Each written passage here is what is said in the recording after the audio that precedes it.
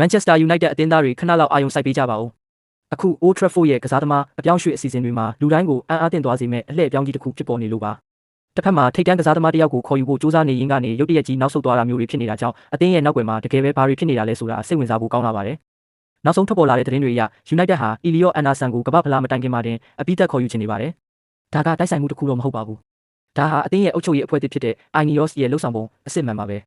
သူတို့ကအချိန်ဆွဲနေတာမျိုးဒါမှမဟုတ်ဈေးပြိုင်စနစ်နဲ့အပြိုင်ဆိုင်လိုက်တာမျိုးကိုမလုပ်ချင်တော့ပဲမြန်မြန်ဆန်ဆန်နဲ့ပြက်ပြက်တသားပေးယူလုပ်ချင်တာပါ Brian MBU မို့တုန်းကဒီနီလန်ကထိရောက်ခဲ့ပေမဲ့ Liam Delap မှာတော့မအောင်မြင်ခဲ့ပါဘူးဒါကြောင့်အခုတစ်ခေါက်မှာတော့ United ကအခုပဲဆုံးဖြတ်မလားဒါမှမဟုတ်ငါတို့တခြားလူပြောင်းရှာရမလားဆိုတဲ့ဖိအားပေးတဲ့ပုံစံမျိုးနဲ့ချင်းကပ်လာတာပါဒါပေမဲ့အခြေအနေတွေကကြည်လင်နေပြီလို့ထင်ရတဲ့အချိန်မှာပဲနောက်ထပ်အလှည့်ပြောင်းတစ်ခုထပ်ဖြစ်လာပါတယ် United ဟာ Sandro Tonali နဲ့ပတ်သက်ပြီးစိုးရိမ်မှုတွေပြင်းပြင်းထန်ထန်ရှိလာတာပါအဓိကကတော့သူ့ရဲ့အရင်ကလောင်းကစားပြဿနာကြောင့်ပွဲပယ်ခံခဲ့ရတဲ့ကိစ္စရပ်ဟာကက်လန်ကနောက်ွယ်မှာစိုးရိမ်စရာအချက်တစ်ခုဖြစ်နေစေပါဒါအပြင်သူ့ကိုခေါ်ယူဖို့ကုန်ကြမဲ့အစမတန်များပြားတဲ့ပြောင်းရွှေ့ကြေးကပါ United ကိုနှစ်ခါပြန်စဉ်းစားစေခဲ့ပါတယ်ဒါကြောင့်တိုနာလီကိုခေါ်ယူမဲ့အစီအစဉ်ကတော့အခုလောလောဆယ်ငြိမ်သက်သွားတဲ့အနေအထားမှာရှိနေပါတယ်ဒီနေရာမှာစဉ်းစားစရာဖြစ်လာတာကဒါဟာတကယ်ပဲ United ကတွန်းဆုတ်နေတာလားဒါမှမဟုတ် Newcastle နဲ့အပြောင်းရွှေ့ဈေးကစားပွဲမှာအသာစီးရဖို့အတွက်ဖြူဟာခင်းနေတာလားဆိုတာပါပဲအခုချိန်မှာ United ရှေ့မှာလမ်းနှစ်သွယ်ရှိနေပါတယ်အန်ဒါဆန်ကိုစောစောစီးစီးနဲ့အင်တိုက်အားတိုက်ကန်လန်းမလားဒါမှမဟုတ်အချိန်ဆွဲရင်းနဲ့ရမလို့လို့နဲ့လက်လွတ်သွားရမယ့်အန်ဒီယေကိုရင်ဆိုင်မလားဆိုတာပါတခုတော့သိချပါတယ်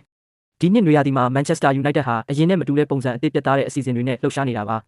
တီးခန့်ဆောင်ဆိုင်နေတာမျိုးလုံးဝမရှိတော့ပါဘူးကဲပရိသတ်ကြီးအနေနဲ့ကောဘယ်လိုထင်လဲ United အနေနဲ့အန်ဒါဆန်ကိုပဲအမြန်ဆုံးအပိသက်ခေါ်တင်သလားဒါမှမဟုတ်စောစားပြီးတော့တိုနာလီကိုပဲစောင့်ခေါ်တင်သလားမှတ်ချက်မှာဝင်ရောက်ဆွေးနွေးပေးခဲ့ကြပါဦးအခုအပြောင်းရွှေ့တိုက်ပွဲကတော့တကယ်ကိုအကျိတ်အနယ်ရှိလာပါပြီအကောင့်လေးကို follow လုပ်ပေးထားကြပါဦးခင်ဗျာ